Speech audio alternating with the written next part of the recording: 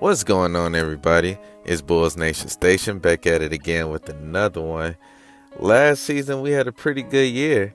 We gathered the gang together. We picked up a lot of players in Lonzo, Caruso, DeMar, and we had a pretty good season. We started off very hot when we was first place in the East, and then we stumbled in the second half with all the injuries taking place. Made it to the playoffs, and we got put out in 5 games against the Milwaukee Bucks. All in all, it was a good season, knowing how we didn't make the playoffs in years. But we're not satisfied. The way we got put out, we got blew out those last 3 games.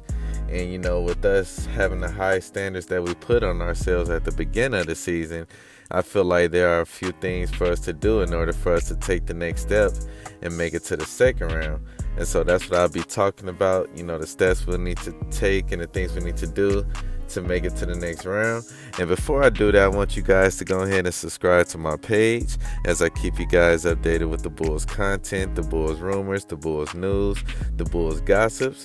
And yeah, I'm going to go ahead and get into it. And so the first step I think the Bulls needs to do is be healthy. Health was a huge factor for the Bulls last season. And when we were healthy, we were flying on all cylinders. But the crazy thing is, we never once was fully healthy at all last season. Like, there has not been one game that we played last year that everybody listed on the roster was available. Not one. When we were mostly healthy early on in the season, we didn't have Patrick Williams. And then at the end of the season, of course, we didn't have Zoe. In the middle of the season, we didn't have Caruso. Zoe played a total of 35 games. Caruso played a total of 41. P. Will played a total of 15. And then Zach, he played 67, but a lot of those 67, he was hobbled. So that will destroy a team's identity when your top players are out. Your top players on the defensive end and your main player on the offensive end outside of DeRozan.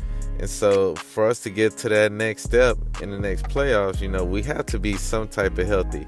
You see Boston Celtics, they pretty much was healthy heading into the finals. Golden State, healthy. The teams that go the farthest in the playoffs are the teams that are the most durable, the most healthiest, and we need to get to that point. And so hopefully that's what we'll do. We're just going to see. But the next thing I want to say is for us to get to the next step, Patrick Williams, him alone has the talent and the capability and the tools to bring this team to the next level. Don't get me wrong, Javonte Green did a very serviceable job last season, but he's a player that can only do so much. First off, he doesn't have the size and the height to play power forward, even though he played a tremendous job just off of how tough he is and how high he could jump and the heart that he has. But you replace him with Patrick Williams, that's a lot more natural height and size at that position. And so if you add that type of talent with the height and the size that Patrick Williams has, he will be a way better fit alongside Vooch, as to where he will help, protect that paint better. He will play off of him better and relieve a lot of pressure off of not only Vooch, but DeMar and Zach. He could be another option for Lonzo on the floor. But, Patrick Williams, he has to take that next step. He's been working extra hard.